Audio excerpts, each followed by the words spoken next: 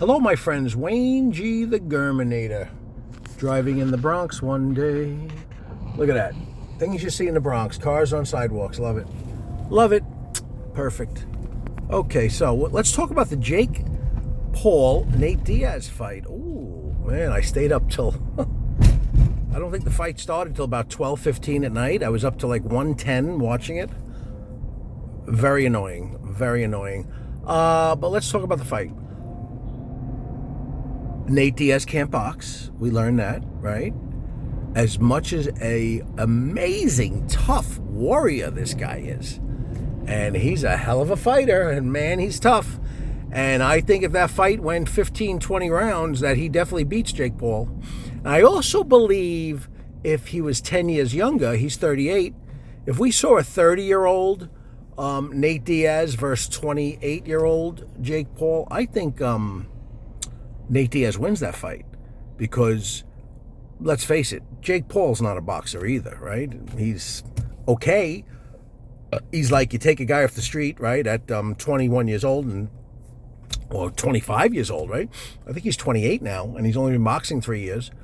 And, he's not bad, but he'll never beat, like you put him in against like Canelo Alvarez or someone even heavier in his weight class. He's built like a light heavyweight. He's got to be 185 pounds. He's a pretty big guy. So he would get destroyed. He would get murdered. This is why he's fighting all these aging MMA guys.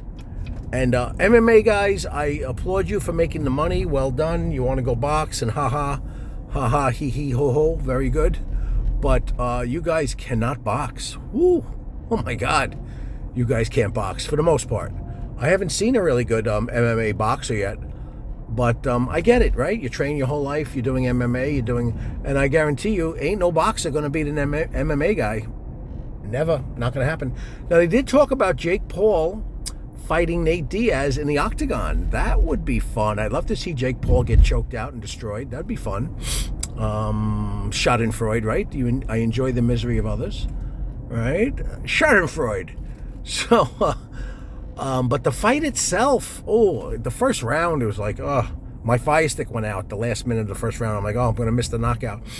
Nate Diaz looked like he was going out. I was like, no, please, Nate, just stay up to like the 6th, 7th, 8th round till we tired Jake Paul out, and I think you might be able to win this fight because, let's face it, neither of you guys are boxers, but Jake Paul is better as a boxer than Nate Diaz, no doubt about it. So, just Nate Diaz had nothing. Just like, remember Conor McGregor when he fought Gayweather? And I call him Gayweather because he avoided Pac-Man for 7 years, so he's eternally Gayweather. I love people that say that Gayweather's undefeated, greatest of all times. Yeah, how about when Luis Castillo dominated him in the first fight?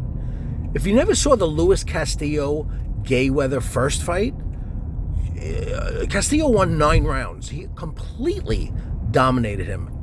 The power punch numbers were 3-1 in Castillo's favor.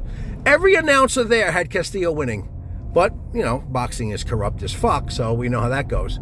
Boxing is very corrupt. It's a complete joke, and it's actually very sad. We see decisions all the time. We're like, what? Are you kidding me? So anyway, let's get back to the Jake Paul. I don't want to go too long on the video. I like to keep the videos short and crisp. Nate Diaz, but man, did he tough it out. Ooh, he was getting hit. He was getting a bit of a beating, and if Jake Paul was any better, he would have knocked him out probably. But Jake Paul and I was hoping Jake Paul would get really tired. But he didn't really get tired because, Nate Diaz didn't. I'll tell you why he didn't get tired. Why do you think Jake Paul was so tired against Tommy Morrison in an 8-rounder and not really that tired versus Nate Diaz? Here's a little lesson for those of you that don't know why that is. Because Tommy Morrison created a huge problem for Jake Paul. He was a real boxer, even though he's not a great boxer, he's still a real boxer. So Tommy Morrison wore Jake Paul out. It's called stress. There's an actual name for it, which I forget right now because I'm doing a live video. But your muscles get very stressed when you're tense, right? This is what I'm talking about. When you're relaxed, he relaxed. You could relax against Nate Diaz because Nate Diaz is not a boxer. And he really didn't pose much of a threat except for maybe at some point he could have swarmed over you and this, that, the other thing. And maybe because Nate Diaz had his moments. He had his moments in that fight. And they were like, yeah, but just wasn't enough. He didn't have enough of the boxing skill. And he's 38, and he's kind of worn out. Let's face it. I think a 28 to 30-year-old Nate Diaz wins that fight. So anyway, Jake Paul was not tired because it was an easy fight for him. He really kind of sat back and did what he wanted. Let's see, we got it. So anyway, Nate Diaz got very tired versus Tommy Morrison because Tommy Morrison created a real problem for him. So if you're in a fight where you got to constantly worry about being knocked out and this, that, the other thing, you're going to be more tense if you're not an experienced fighter. Why do you think George Foreman, when he came back in his 40s, could go 15 rounds with no problem? He was relaxed. Everything was relaxed. There was no muscle tenseness at all. Everything was relaxed. That's the key. That comes with experience. And that's why George Foreman came back years later and fought, and he was really good at his age because he was so relaxed. It's like anything in life. If you relax, you know, you're not tense and you're better at things and this, that, the other thing. Bada beep, bada boop, bada bing. All right, so we're going to end the video. A little wrap-up of the Jake Paul-Nate Diaz fight. I believe Diaz would have beaten him. I did pick Jake Paul to win because these MMA guys, as good as they are in MMA, they can't box. It's just embarrassing. Conor McGregor embarrassed himself against Floyd Mayweather. I don't want to hear Conor won a few rounds. Yeah, because he swarmed him, but he was throwing little fag punches, little pity-pat punches. He had no power, no nothing, no balance, no nothing. Shockingly, for a guy who fights for a living, how little boxing balance you have. Nate Diaz actually threw better punches than Conor McGregor in his fight. But again, you're fighting against Mayweather, and that's a lot tougher than fighting against, what's his face? Oh, God, we got a man bun here. Oh, I can't deal with it. I don't want to show this person. Oh, we got a man with a man bun driving next to me. I can't take it. I can't take the man bun. Unless you're Favio or something like that, spare us the fucking man bun. I'd love to show this person, but I don't want to embarrass. Could be one of my friend's kids. Oh, it's a little tiny bud. It's like this little tiny. Okay, let me go. Anyway, have a great day, everyone. That's the wrap up on the Jake Paul, Nate Diaz. I wish Diaz was younger, but he wasn't. What are you going to do? Jake Paul can never fight a real boxer. He'll get destroyed. Canelo Alvarez will destroy Jake Paul within a minute. It would be a bloodletting. But if you keep fighting, you know who I want to see Jake Paul fight? And I have no hatred for Jake Paul. Go make your money. I'd like to see him fight Roy Jones Jr. I swear to God. Roy Jones Jr. is my favorite fighter of all time, him and Marvin Hagler. But I will say this. Yeah, thank you. Roy Jones Jr. is as done can be, I must say.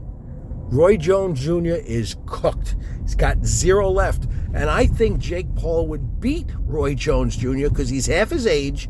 He's got his strength. He's got his reflexes. Listen, Roy Jones, to me, was the greatest of all time. So that creates a great dynamic because you would get all the jerk-offs who say, Roy Jones is going to kill him. And I think that would be a great feather in Jake Paul's cap. And I would actually head that off. I think Jake Paul should go in this territory, fighting Roy Jones and then fighting Mike Tyson, which I think, even though Tyson is twice his age, I think, and I know it's sacrilege to say, but that it's even going to be somewhat competitive, but I think Tyson takes that because I just do, even though Tyson has really not much left. Don't be fooled by these videos of him hitting the bags hard and the hand pads hard. Tyson didn't look good when he fought 20-something years ago in his last few fights. Tyson's done as done can be. He's 54, 55 years old, maybe 56 by now. And but I think Jake Paul, just for the fun of it, just for shits and giggles, go beat Roy Jones and go fight Mike Tyson. Talk about a mega money fight. And that fight could be close. You might laugh at what I'm saying, but I'm telling you, I'm right every time. You know, as a lot of people, my son and my nephew Luke, they've all learned in life, I'm always right. It's amazing. It's something about me. When I talk sports, I'm never wrong. It's just, I don't know if it's a weakness or a strength, but I'm just never wrong when it comes to sports. I actually picked every Jake Paul fight since he started fighting. I picked him losing against Morrison, the one loss he has. And I picked him winning all the other fights. Because, you got to look at who he's fighting. Anyway, let me stop. I'm going, oh, man, way too long. Fuck. All right, everyone, have a great day. Chica Capron, Maricone Seglingo, Vato Shadru, Malakasita, Bendeho, Konyo, Tio Homano, Dumkop, Schadenfreude, Dankeschein, mein Schatzi, Sputnik Fega, Punyata, Struns, Eringo Bra, Afanabla, Puta Capron, Pa. No Crisco, Daddy-o, El Guapo, Papi of Pentacles, Keshi Baby, Dos McGriddles, Shadurkin. Never forget the smoking mirror, sleight of hand, 3-card Monty, it's all a shell game. Sandpaper condom, hat tip bricklayer. Look at the shiny object over here, my dear, while we fuck you in the rear. What's the shiny object of the week? Donald Trump being arrested 3 or 4 times. Look at Donald Trump while we try to cover up the Biden crime family. That's what look at the shiny object over here, my dear, means. Look at us arresting Trump and pay no attention to the most corrupt, by far, presidential crime family in history. And Democrats stupid enough to still be behind him. All right, have a great day, everyone. Bye-bye.